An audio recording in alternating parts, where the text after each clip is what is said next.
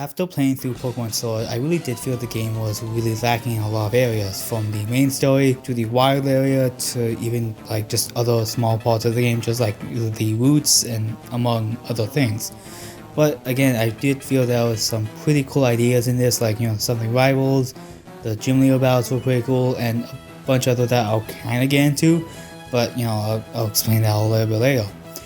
And honestly, I did kind of feel this game was somewhat rushed, or at least it wasn't given enough time to actually like be in development, just because like we had a bunch of other stuff to deal with, like Ultra Moon and Sun, and then we had Let's Go. In fact, I feel like a lot of those games just didn't give Sword and Shield the time of day as much, because they had to work on like a lot of different games, and not all of them were kind of worth it in my opinion, but that's a different story.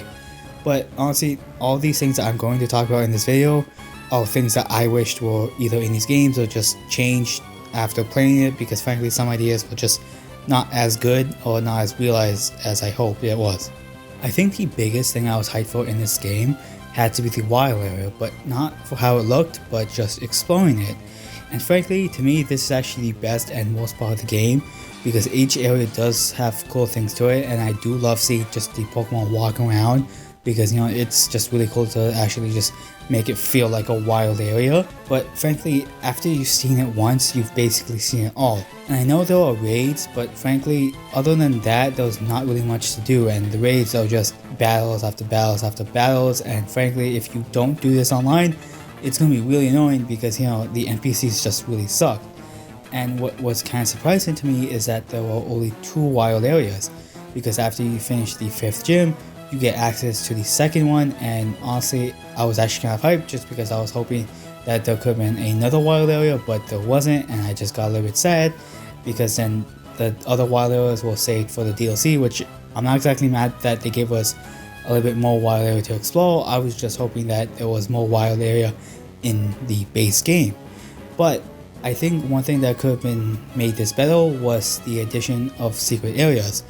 I think if they used something similar to Gen 7, where they actually had a ride system where you can like have Pokemon in your party actually help you travel through different areas. Like for example, if you had a wild Pokemon, you can use them to surf over the water, or say if you had say a Mudsteel or something, like a Pokemon that lets you travel faster, that could have been actually just use it to travel faster, like how in I think Let's Go, how if you use an Arcanine, that can actually help you just go a lot faster, which that could be really cool. And then again with the secret areas, maybe they could have had a Pokemon with a certain type of move to unlock some of them. For example, if you find a breakable wall, you can use a Pokemon with a punching move with a base power of 60, like Sucker Punch or something else. This to me would have been a little bit cooler to explore the wild area, and again, it makes you have to see what's out there, and just make the region just a little bit better to explore. Another thing I felt the series lacked, and especially Sword and Shield lacked, was the side quests. Ultra Sun and Moon actually had a few of them,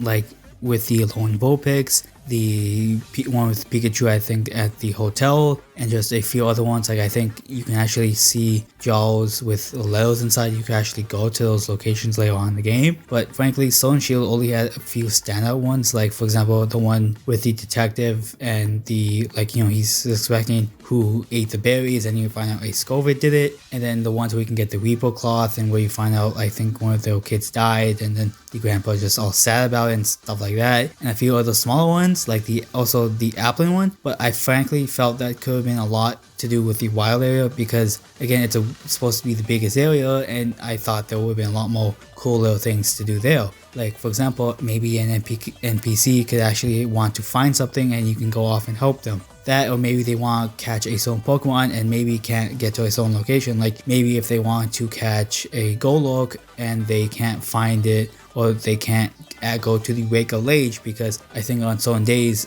Golurk is going to be hiding there. So maybe they can actually have you summon one of your wild Pokemon, they can surf over, and then you can also help them just catch that Golurk or something like that. And then maybe they want to catch a certain Dynamax Pokemon, maybe a certain Gmax, like for example, maybe they want to catch a Gmax Snorlax, and then after you help them catch it, then maybe they can actually fight you with it, and then it helps them learn a lot about the battles. And frankly, all these ideas I feel could just make the world feel more alive. And then maybe there could have been a side quest related to the legendaries like, Zacian and Zamazenta. This could have been where you find them in the wild area. You basically have to find out what the hell they're doing there and like why they're even there in the first place. And I guess I'll kind of explain this in the next part, like at least with the story. But maybe you can actually find out what they're doing, and then after you finish the stories, maybe you can actually catch them, and then maybe because you own your respect, and then maybe they could also be taking care of Pokemon beforehand. And then after you catch them, maybe a gym leader can actually take these Pokemon and just take care of them, and then you get a Zacian or Zamazenta at the end of it. And frankly, I felt just doing more with the wild area could have been a lot better for the game, just because again, this is the biggest part of the game to me, and I felt there could have been a lot more ways to explore the world of the game. Another thing I felt that was really lacking in these games was the story. Like, I know that some of the older games had some pretty good stories, like, Platinum had a pretty good one, Black and White 2 had a pretty good one, and even the originals.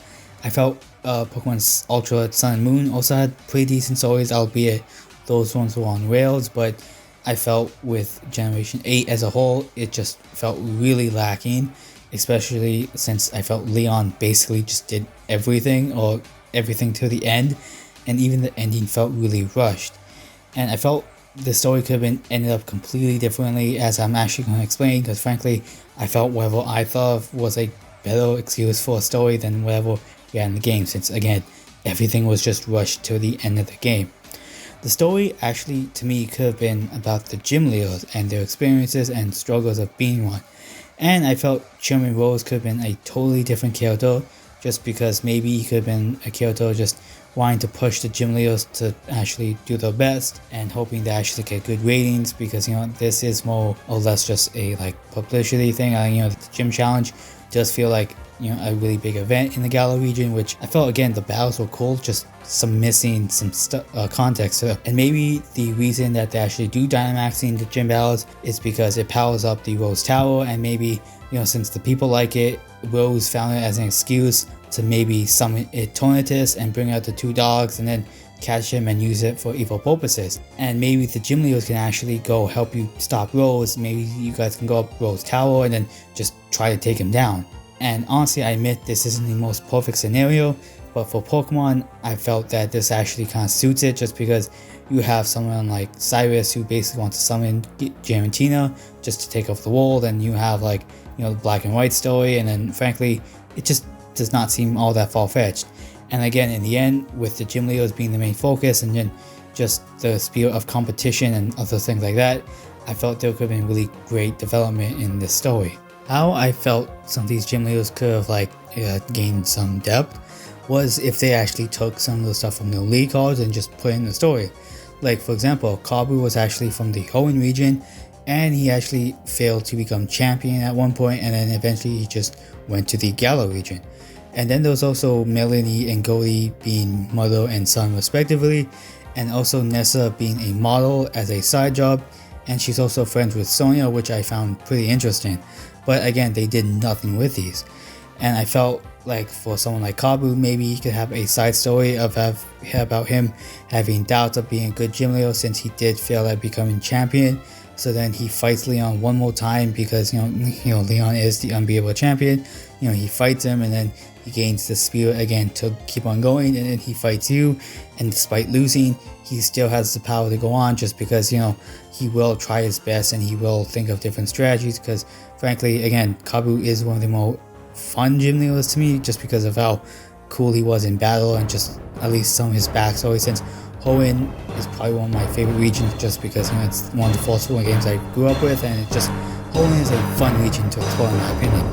And then there's someone like Goldie, which I think from Melanie's league card they've actually had a fight, and maybe during this main story you can actually fix a relationship, because maybe from my own thoughts, maybe those two have a fight about whether what type Goldie should go into, and then he's like, no, I want to stay with the rock type, and then maybe Melanie just scolds him for a little bit, and then after you fix the relationship, Melanie is more accepting of whatever he wants to do and his own style and stuff like that. And frankly, I felt this could have been a better way to actually hype up the gym battles, because you actually get to deal with their problems, and I felt it would get to help them, and and you actually felt more related to them in some aspects if they actually took what they did on the league cards and just put them in the story. And again, you could just been hyped about the battle, and then once you actually defeat them, you actually feel a lot more satisfying, at least I would. But moving on to the rivals, and I think they're pretty decent.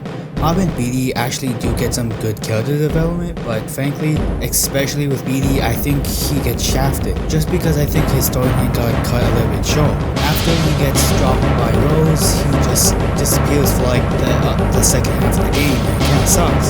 So in my new story, like the new idea I had for it was that maybe that you can get a call from him after you beat the 7th gym, and then it's BD talking to you how he wants to like mention to you that, you know, he became a new gym leader, and then doing this you can have a battle with him, and then you can also maybe learn about his backstory and how Rose brought him up from nothing, and you can also see the trials he had to go through to become a gym leader and what he had to deal with as a kid. And maybe this could be also a good moment to like advance a plot where the PL can actually tell you like they wants to get all the gym leaders to fight against Rose and stuff like that. And you know, you already mentioned how I think Rose should be handled, where it just wants to summon Tormentus to take over the Galar region and the other regions as well. And frankly, again, I do think this actually fits for Pokemon as a story, just because, you know, we've seen stories like this before, so I don't think it's that of a story. But frankly, I think the story I suggested would be better than what we got, just because I feel like the gym leaders would be a little bit more memorable, and we could actually be someone to be afraid of. Rose would be just a controlling character, and you know, you would just be someone you want to like take down. And frankly, in some cases, Rose could actually buy out some matches, and maybe that could explain why Leon always wins. Like, maybe sometimes he generally does win, but maybe against the Lidos or something, maybe he can like just automatically win easier with them. I don't know, but that's something. And then maybe you could also explain why PLs doesn't have a Dynamax spot, because maybe since PLs and Rose don't really like each other, Rose just shafted him and then just did not give him one, or maybe just did not give a proper line to him and stuff like that. And honestly, I feel like if they add a lot more depth to each of these characters, it just would have made the story a lot more better. Again, I do think that this plot is somewhat better than what we got, because again, I don't feel like Rose should have been the villain, or he didn't deserve to be. He's got an okay plot, but again, it was rushed, and it just feels like Gen 6 over again. Because again, Rose could have just been a controlling businessman who just wants money and who just wants to take over other places and just, you know, wants to take over the region, get money, and like just move on to the next one and stuff like that. And maybe that's why he wants a lot of energy, just so he can like move to other regions and then, you know, like suck them up for all the money and worth, and that's it. And for the post game, it could have been like you want to restart the whole Rose company but under a different name. Maybe Leon could have taken over since he's the former champion, and it could follow suit to Black and White, where you actually find Rose locked up and lock him up in a jail. This could have been basically like how in Gen 5 again, where you go with Lookout to actually find, I think, Priest or something. I don't remember the Black and White people, but it could be something similar to that. Along with post game, we can actually have side quests with the gym leaders, probably them just living out their lives, and then maybe you can actually help them with their battle skills. And if we're talking something like battle facilities, maybe you can actually help them rebuild their teams just for this battle facility. And then maybe like Leon can give you a pass to go to the battle frontier, the battle tower, or whatever else. Maybe he can give you access to a new region or new part. Then there are the routes, and frankly I felt these were just as disappointing as the wild area, because they are extremely short and there's not really much to explore. Some of the routes I did feel were kind of cool, like the one you go to Stoneside, and the one that's like, I think before you go to one of the like 6th gym, I think, like the one with the like Gordo and the flanks. Those routes were pretty cool, but again, most of them, there's not really much to explore. Like even something like X and Y, I felt had a lot more to explore in the routes, and like just had different areas you can branch off to.